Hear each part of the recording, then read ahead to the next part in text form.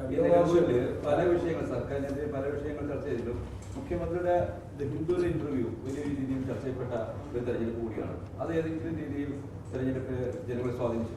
അല്ല, മലപ്പുറത്തെ കേവലം ഒരു വല്ലാത്ത രീതിയിൽ ചിത്രീകരിക്കാൻ വേണ്ടിയുള്ള ബോധപൂർവമായ ശ്രമങ്ങൾ ഇടതുപക്ഷ ജനാധിപത്യ മുന്നണിയുടെ ഭാഗത്തുനിന്ന് ഉണ്ടായി എന്നത് നമുക്ക് സംശയമില്ലല്ലോ.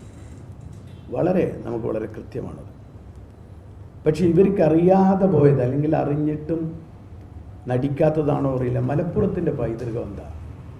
നമ്മളൊക്കെ എപ്പോഴും അവകാശപ്പെടുന്ന മലപ്പുറം കേരളത്തിൻ്റെ സാംസ്കാരിക ആസ്ഥാനമാണ്. മലപ്പുറം കേരളത്തിൻ്റെ സാംസ്കാരിക ചരിത്രം പരിശോധിച്ചാൽ ഒരു നവോത്ഥാന കാലഘട്ടത്തിന് തുടക്കം കുറിച്ച മണ്ണാണ് മലപ്പുറം.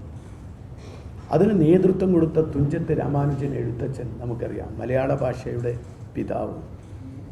അന്ന് സംസ്കൃതം മാത്രം പഠിക്കാൻ കഴിയുന്ന ഒരു കാലത്ത്, അന്ന് വേദങ്ങളും ഇതിഹാസങ്ങളും നമുക്കറിയാം, പരിഭാഷ ചെയ്യാൻ പാടില്ലാത്തൊരു കാലത്ത്, അന്നൊരു നവോത്ഥാനത്തിൻ്റെ വലിയ പ്രക്രിയക്ക് തുടക്കം കുറിച്ച തുഞ്ചത്ത് എഴുത്തച്ഛൻ്റെ മണ്ണാണ് ഈ മലപ്പുറം.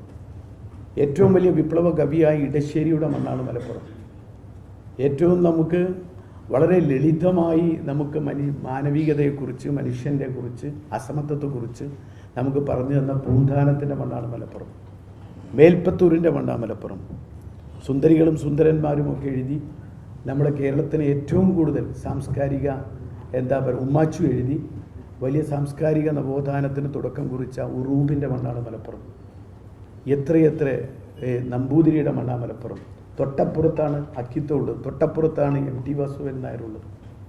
ഈ മലപ്പുറത്തിൻ്റെ മണ്ണിൽ ഇപ്പോൾ പൊന്നാനി കളരി എന്ന് പറഞ്ഞാൽ തന്നെ നിങ്ങൾക്കറിയാം, ഗോവിന്ദേട്ടനെ പോലെ, അല്ലെങ്കിൽ കമ്മ്യൂണിസ്റ്റ് അസ്തിത്വത്തിന് വലിയ ഒരു നവോത്ഥാന കേരളത്തിന് കമ്മ്യൂണിസത്തെയൊക്കെ കൃത്യമായിട്ട് വളരെ ലളിതമായി മലയാളികൾക്ക് പറഞ്ഞ് പഠിപ്പിച്ചു കൊടുത്ത കേദാമോദരൻ, EMS നമ്പൂതിരിപ്പാട്, മൊയ്തു മൗലവി, K മാധവൻ നായർ, K കേളപ്പൻ, ഇവരുടെയൊക്കെ മണ്ണാ ഈ മലപ്പുറം. ഇത് മോയിൻകുട്ടി വൈദ്യർ, പുലിക്കോട്ടിൽ ഹൈദ്രു, അങ്ങനെയൊക്കെയുള്ള ഈ മലപ്പുറത്തിൻ്റെ സാംസ്കാരിക പൈതൃകം ഒരുപക്ഷേ മറ്റൊരു ജില്ലക്കും അവകാശപ്പെടാൻ കഴിയാത്ത അത്ര വലിയ സാംസ്കാരിക പൈതൃകം.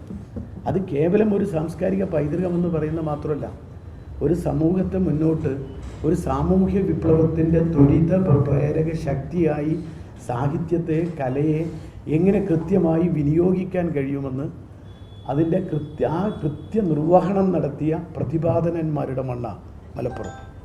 ഈ മലപ്പുറത്തെ ആരെങ്കിലും എന്തെങ്കിലുമൊക്കെ പറഞ്ഞ് ഭിന്നിപ്പിക്കാൻ അല്ലെങ്കിൽ ചേരിതിരിക്കാനൊക്കെ ശ്രമിച്ചാൽ അതൊന്നും മലപ്പുറത്തിൻ്റെ മണ്ണിൽ നടപ്പില്ല എന്നതാണ് യാഥാർത്ഥ്യം.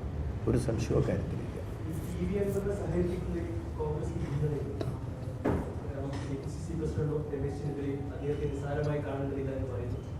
പ്രതിപക്ഷ നേതാവ് പറയുന്നു അദ്ദേഹത്തിന് വാതിലടച്ചതാണ്.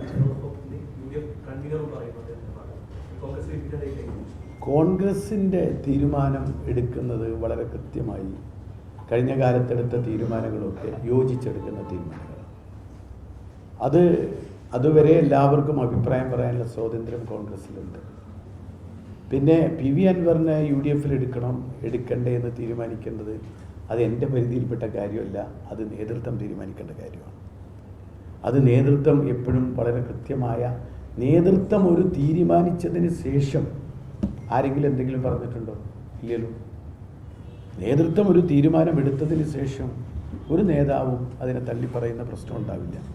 ഒരു തീരുമാനമെടുത്താൽ തീരുമാനത്തിൽ എല്ലാവരും നിൽക്കും. അതുവരെ എല്ലാവർക്കും അവരുടെ അഭിപ്രായങ്ങളുണ്ടാവും. അല്ല, എൻ്റെ അഭിപ്രായം അല്ലല്ലോ അവിടെ. അത് എൻ്റെ പരിധിയിൽപ്പെട്ട കാര്യമല്ല എന്ന് ഞാൻ പറഞ്ഞതോടുകൂടി കാരണം ഇത് പല കാര്യങ്ങളും വിലയിരുത്തിക്കൊണ്ടാണ് ഇത്തരം കാര്യങ്ങളിൽ തീരുമാനമെടുക്കുക. ആ തീരുമാനം നേതൃത്വമാണ് എടുക്കുക. അത് എന്നെക്കാളും പരിചയമുള്ള, എന്നെക്കാളും ഈ കാര്യത്തിൽ വിഗഹമായ അല്ലെങ്കിൽ വളരെ ആഴത്തിൽ പരിശോധിക്കാൻ കഴിയുന്ന നേതൃത്വമാണ്, പരിചയസമ്പത്തുള്ള നേതൃത്വമാണ്. ആ നേതൃത്വം എടുക്കുന്ന തീരുമാനമാണ്.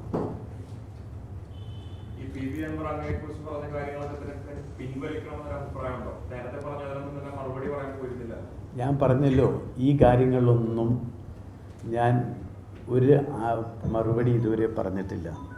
മാത്രമല്ല ചില കാര്യങ്ങൾക്കൊക്കെ മറുപടി ജനങ്ങൾ കൊടുത്തു കഴിഞ്ഞു. പിന്നെ ഞാനതിന് മറുപടി പറയേണ്ട കാര്യമുണ്ടെന്ന് തോന്നുന്നില്ല. എന്തായാലും ജനങ്ങൾ ഈ വിധിയെഴുത്തിലൂടെ കൊടുത്തു കഴിഞ്ഞിട്ടുണ്ട്.